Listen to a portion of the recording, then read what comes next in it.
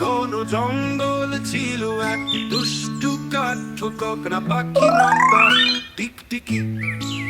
টিকটিকি সারাদিন গাছের গায়ে ঠুক ঠুক করে কিছু খোঁজ করত।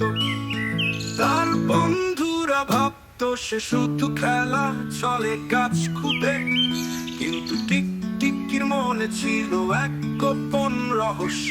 তার দাদু বলে গেছে এক গুপ্তধনের কথা। সে জানতো একটি সাদা বাবলুওয়ালা গাছের ভেতরেই আছে সে গুপ্তধন। একদিন সে দেখতে পেল এক বিশাল সাদা গাছ, পাকলে কালো দাগ।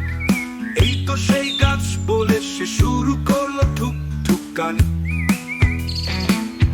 গাছ কাঁপতে লাগলো আর হঠাৎই বের হলো এক কাঠের দরজা। দরজা খুলতেই সে পেল এক ছোট্ট গুহার ভিতর আলো ঝলমলে।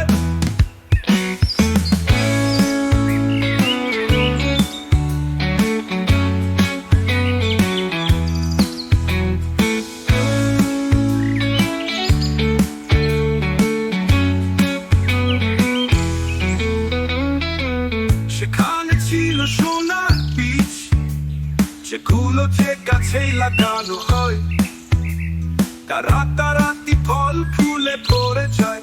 টিকটিকি খুব